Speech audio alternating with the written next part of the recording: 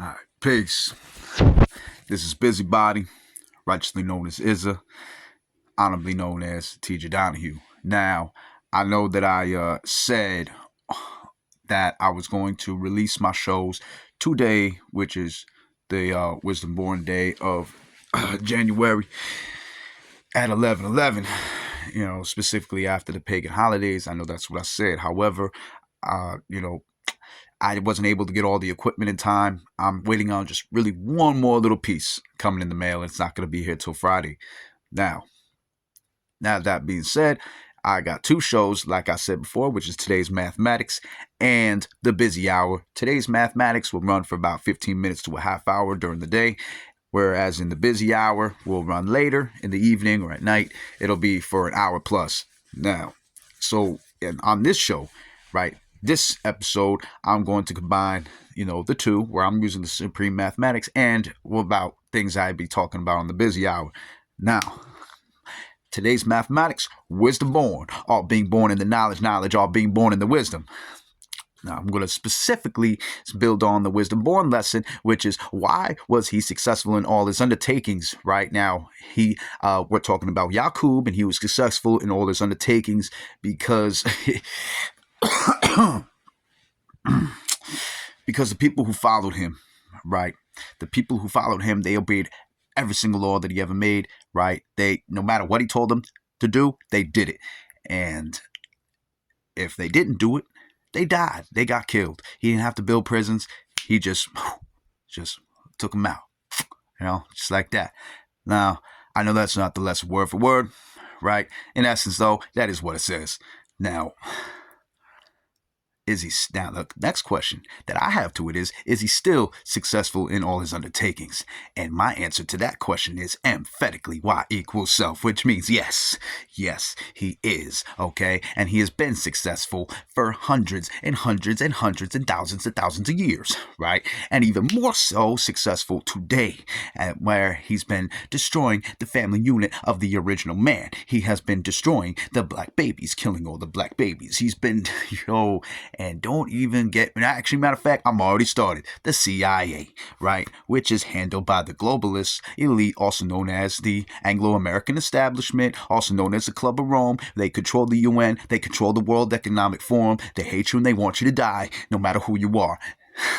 So, at least as long as as long as you're not a part of their club, they want you to die, right? Which 9 times out of 10, if you're watching this, you're probably not a part of their club.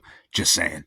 Now, specifically right now, what I'm going to get into is how the CIA manipulated the music industry in order to help destroy the family unit, help to embrace a culture that it's about devilishment. Now, I'm rolling a couple of clips to validate what I'm saying, so it's not just coming out of my mouth. This wisdom is everywhere. This knowledge is everywhere. You can look it up for yourself. Ice Cube was talking about it. If any of y'all, have seen what he said, if you haven't seen what he said, I'm about to show it in a little bit. Here are these clips. And literally coming after our children. But there's one window into it that is so crystal clear. It's the first thing I want to hit when we get to that area of the discussion later in the hour.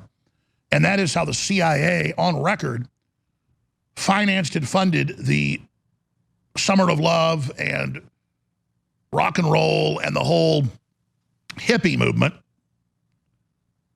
to create a fake counterculture, and how they went even further by hijacking hip-hop in the early 1980s and turning it into gangster rap. And I've sat there with the record executives, and I've sat there with the major hip-hop artists, and I've sat there with the major rock and roll stars, and they all were read into it and told about it, and it was explained to them. But I dug out a bunch of documents today. It's a pretty big stack here, and video clips, because Ice Cube, who's been doing a great job standing up to the poison shots and the gun control and the tyranny, he came out and just admitted and said, yeah, it's true. The record executives would basically tell us what to produce, tell us what to say.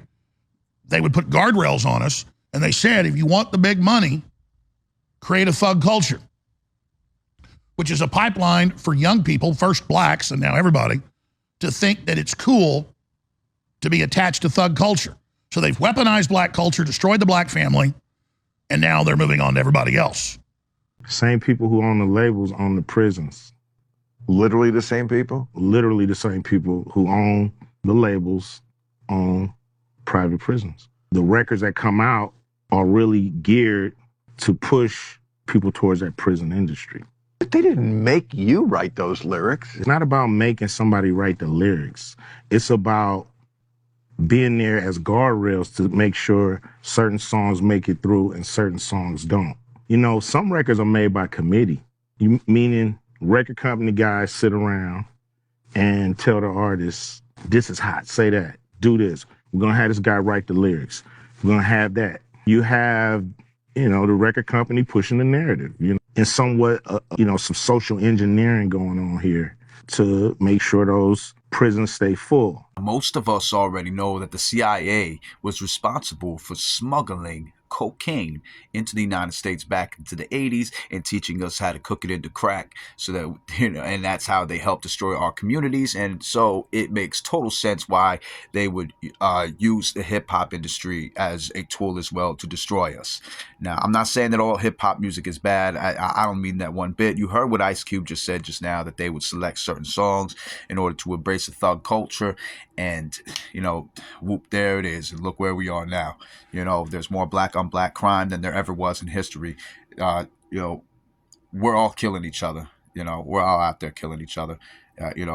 Whites, blacks. In my community, you know, like here in Poughkeepsie, New York, it has gotten wild. It's gotten wild in Philly, too. I was just over there not too long ago, just last year. It was crazy. It was real crazy.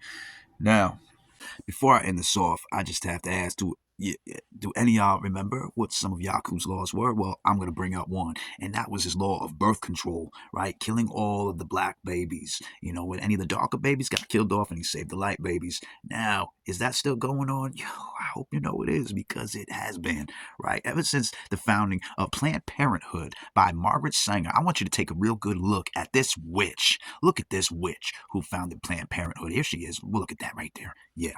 Look at that right there. This witch. Yes, this witch right here. I want y'all to remember this face is the face of Margaret Sanger, the founder of Planned Parenthood, who actually said that black people were needed to be exterminated, picked out like weeds. Exact quote. They are still encouraging black mothers to kill their black babies to get these abortions. They are still encouraging black mothers to not get married and keeping the father in the household, using welfare as an incentive in most blue cities, all right? This is the works of the New World Order, aka the Anglo-American establishment, aka the Club of Rome, aka the globalists, you know. And look, the UN, the World Economic Forum, they have hijacked most, most aspects of our governments throughout the entire world. Okay, this is their mission: depopulation, kill the original man. You should see what they're doing in so-called third world countries. Okay, testing these poison shots on the original people, testing these poison shots, killing them, genocide, you know, enslaving them. Look what's going on in Congo, you know, where the big mega corporations who are also operate with the World Economic Forum are exploiting these people with enslavement and rape for their natural resources. Okay, I mean, this is going a lot deeper than you think. And I'm not here to talk over anybody's heads. I'm not here pulling these things out of my ass. All right. I'm here talking about real life stuff here. Okay. Look, I'm not talking in riddles. I don't do that. Okay. I show and prove. And I'm going to show and prove what the UN is doing and all this stuff with the child trafficking and the open borders. I'm going to show and prove all this in future episodes. And that is the purpose of my show, The Busy Hour specifically. Okay, on The Busy Hour, I will be showing and proving with documentations, with references that you can look up for yourself. I encourage you to do the knowledge. Please do. All right. But until then, all right, I will see you next time. On Friday, I get the last little piece of equipment, that I've been waiting on. It's just that's why there is a delay on the shows. So, till then, all I gotta say is knowledge, knowledge.